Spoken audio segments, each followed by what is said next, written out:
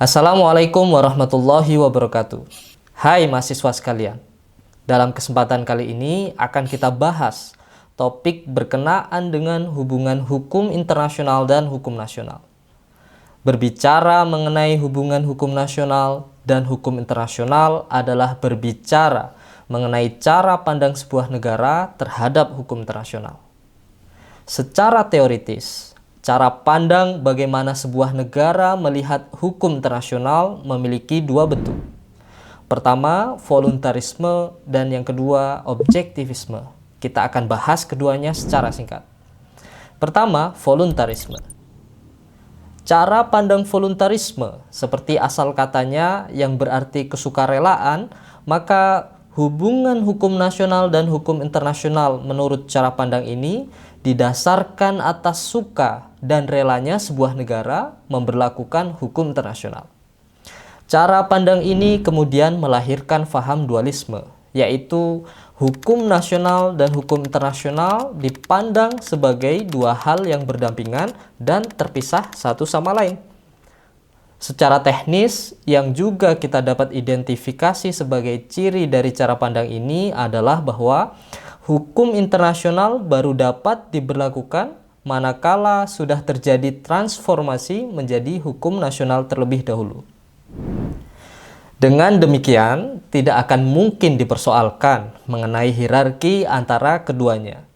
Karena menurut faham ini, hukum internasional dan hukum nasional pada hakikatnya tidak saja berlainan, tetapi juga terlepas satu sama lain.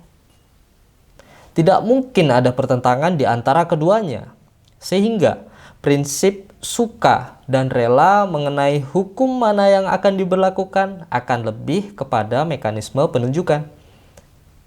2. Objektivisme. Cara pandang objektivisme ada sebagai kontras dari cara pandang voluntarisme. Cara pandang objektivisme menekankan pada keberlakuan hukum internasional di luar kemauan negara itu sendiri.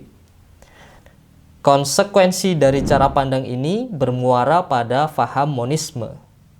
Faham monisme menekankan bahwa hukum internasional dan hukum nasional merupakan satu kesatuan.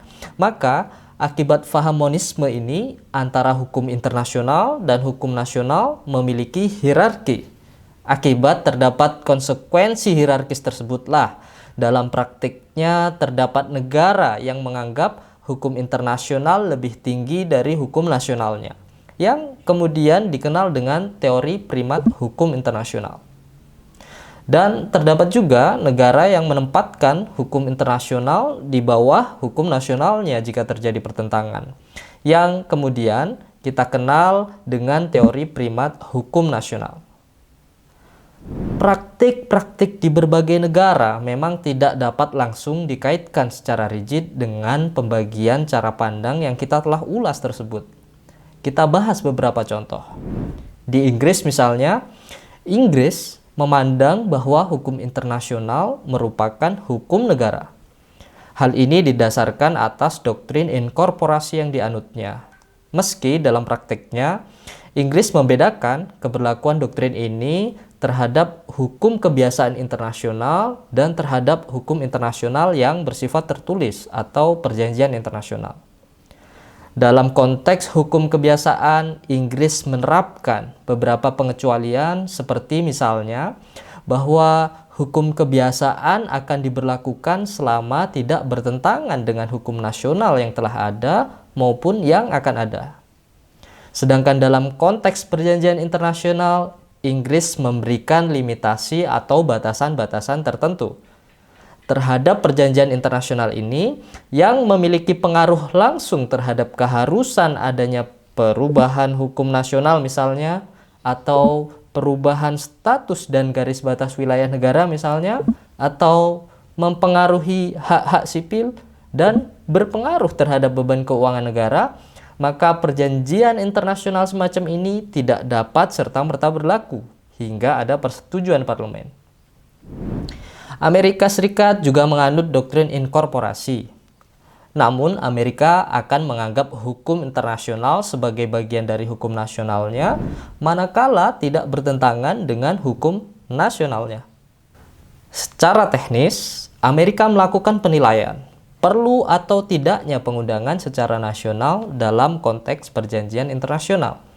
Hal tersebut akan ditentukan oleh dua hal, yaitu pertama, apakah perjanjian internasional tersebut bertentangan dengan konstitusi, dan yang kedua, apakah perjanjian internasional tersebut merupakan golongan self-executing treaties atau non-self-executing treaties.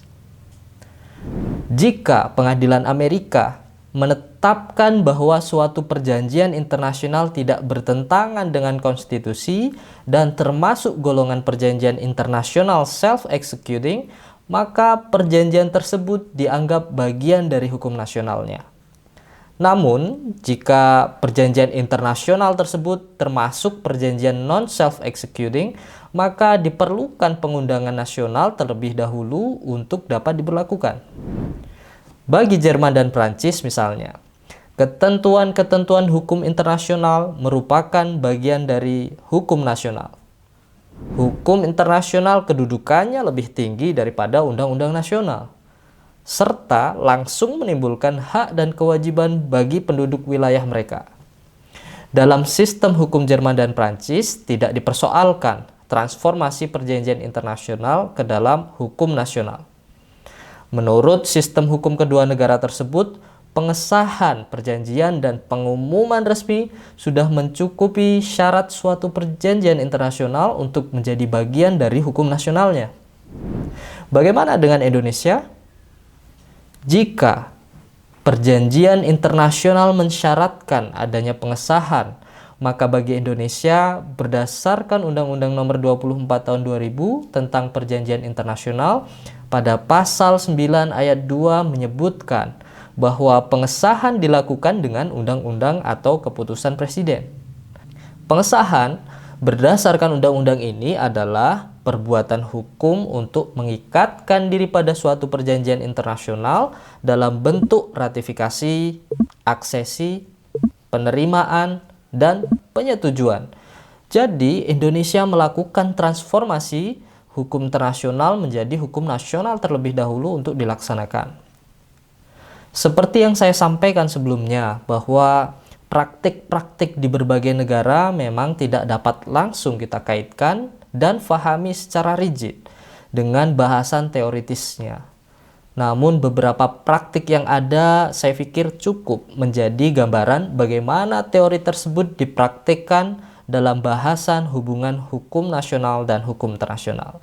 Mahasiswa sekalian, jadi menurut kalian apa cara pandang negara-negara yang saya sebut sebagai contoh tadi? Atau barangkali sudah Anda lakukan riset berbagai negara lain?